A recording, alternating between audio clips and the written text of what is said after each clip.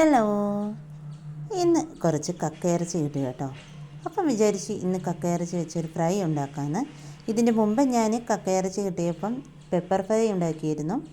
അപ്പോൾ ഇന്ന് നമുക്ക് ഈ കക്കയിറച്ചി കൊണ്ട് നല്ലൊരു ഫ്രൈ ഉണ്ടാക്കാം. അപ്പം കക്കയിറച്ചിയൊക്കെ ഇതാ ഞാൻ നന്നാക്കിക്കൊണ്ടിരിക്കുകയാണ് കേട്ടോ. കക്കയിറച്ചി ആദ്യം പുഴുങ്ങിയെടുക്കണം, എന്നിട്ടാണ് അത് തോലിൽ നിന്ന് മാറ്റിയെടുക്കേണ്ടത്. എന്നിട്ട് ക്ലീൻ ചെയ്തെടുക്കണം നമുക്ക്. അപ്പോൾ ഇതാ ഞാൻ ക്ലീൻ ചെയ്തെടുത്തിട്ടുണ്ട്. അപ്പം ഇതാണ് അത്യാവശ്യം വലിയ കക്ക തന്നെയാണ് നമുക്ക് കിട്ടിയിരിക്കുന്നത്. ഇനി നമുക്കിതിലേക്ക് വേണ്ട ഇൻഗ്രീഡിയൻസ് നോക്കാം.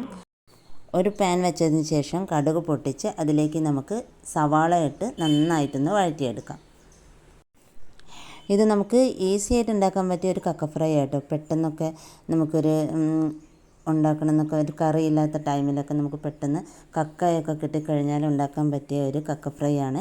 അപ്പോൾ നന്നായിട്ട് സവാള വഴറ്റിയതിന് ശേഷം അതിലേക്ക് നമുക്ക് ഇഞ്ചിയും വെളുത്തുള്ളിയും ചതച്ചും കൂടി ചേർത്ത് വഴറ്റണം.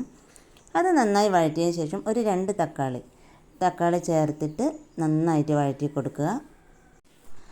അത് വഴറ്റുന്നതിൻ്റെ കൂടെ തന്നെ അതിലേക്ക് വേണ്ട മഞ്ഞൾപ്പൊടി, മുളക് പൊടി ചേർത്തിട്ട് അതും നന്നായിട്ടൊന്ന് വഴറ്റുക. ആ പച്ചമണം മാറുന്നത് വരെ നന്നായിട്ടൊന്ന് വഴറ്റി കൊടുക്കണം. ഇനി ഇതിലേക്ക് ആവശ്യത്തിന് വേണ്ട മല്ലിപ്പൊടി കൂടി ചേർത്തിട്ട് വഴറ്റി കൊടുക്കുക. മല്ലിപ്പൊടി ചേർത്തതിന് ശേഷം നന്നായിട്ട് വഴറ്റുക.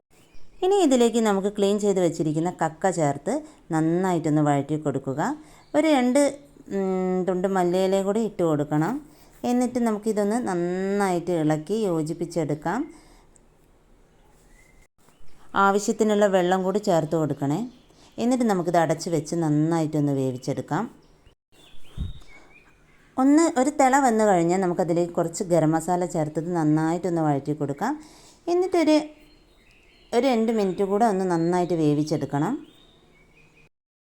ഇപ്പോൾ ഇതാ കറി ഒരു അത്യാവശ്യ പാകത്തിനായിട്ടുണ്ട്. ഇനി നമുക്ക് കുറച്ചുകൂടെ ഒരു കട്ടിക്ക് ആയിട്ട് എടുക്കാം.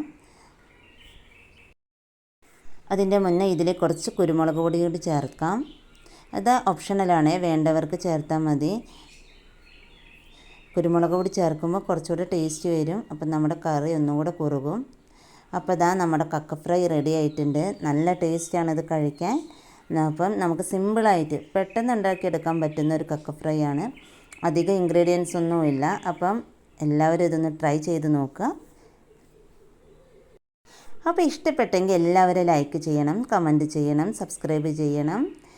അപ്പോൾ ഒരു പുതിയ വീഡിയോയുമായി കാണുന്നത് വരെ ടാറ്റാ.